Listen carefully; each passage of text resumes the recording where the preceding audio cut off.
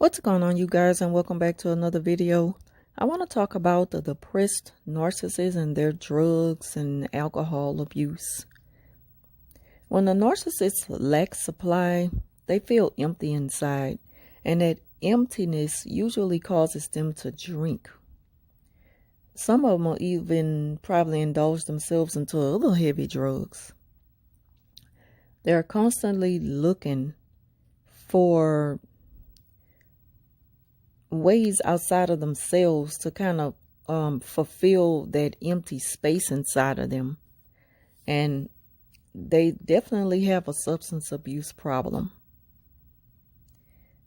A lot of times they will spend money that they really can't afford to spend on things that they don't need, just to make themselves either feel good for the moment, because they're not happy, because they're not getting the supply that they want for the moment, or to kind of put on a fake image for other people to look at them as a nice and kind, caregiving person or something like that.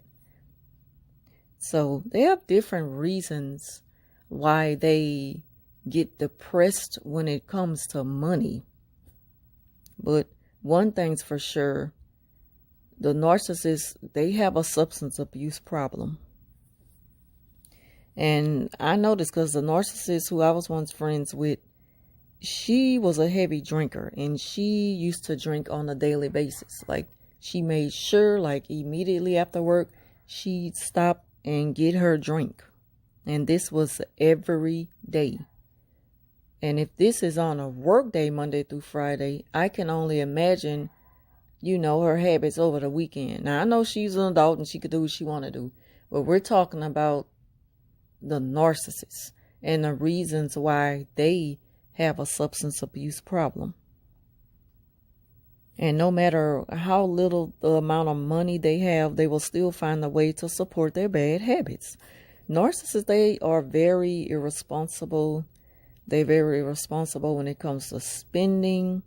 They put their wants before their needs, which is why they always find themselves in a financial hardship situation.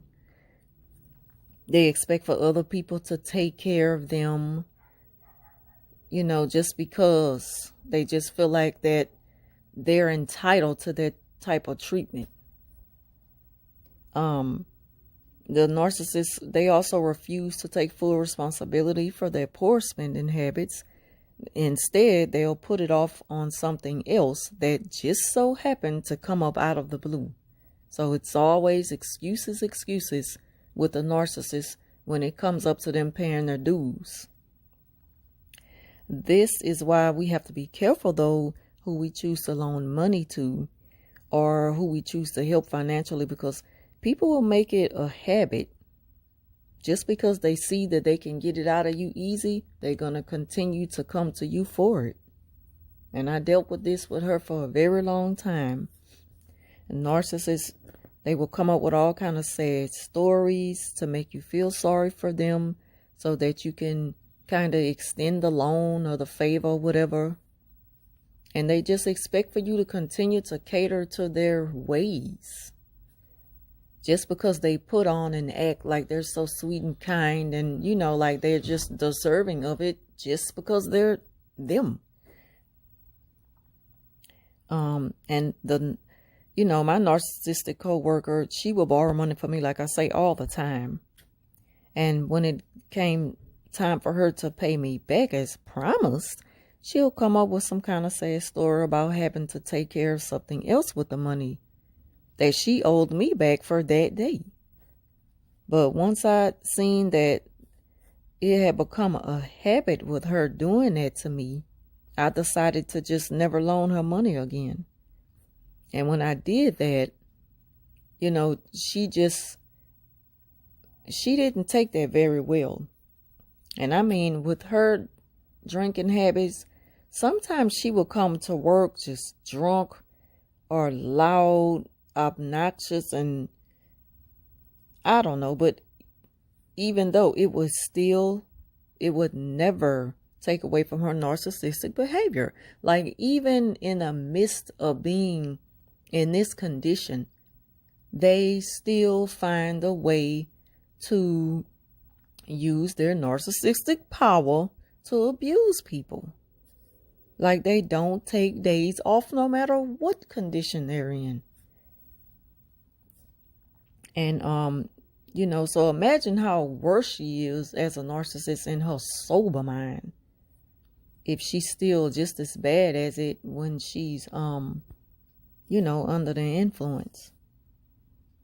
So if you know someone with a bad substance abuse problem and bad spending habits along with excuses and attitudes when it's time for them to pay you back. I mean, there are people like that, period.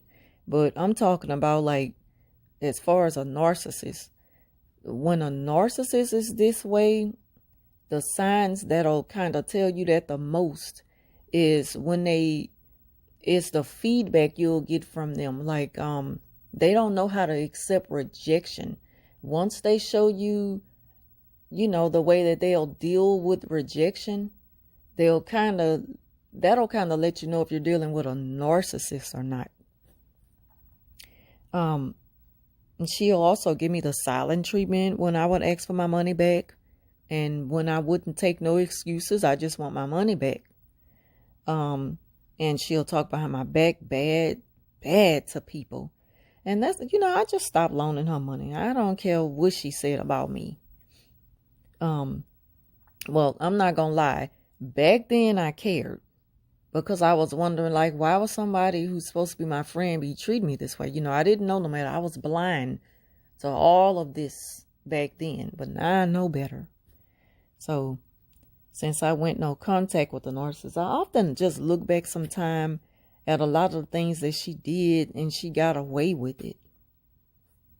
But the thing that sticks out to me the most now about the narcissist is how depressed she is since I cut her out of my life. And her drinking habits, they just have really like worn her down. I see it more now than I ever have, in her during the time that we were friends. Also, I have to tell myself, she's missing a part of her that I knew about her, and that was what she got out of me. Everything she got out of me, she wore that. And she wore it well to where she had a lot of people fooled. And so now I see, that she's missing this. I see that she's just not, she don't have that glow anymore. I mean, she portrays herself as things now of other people's characteristics, but I don't see me in her anymore. She can't put on that act anymore and pretend to be somebody she's not with me. She can't. I don't see her like, she don't say the things I say anymore because she's really not around me to really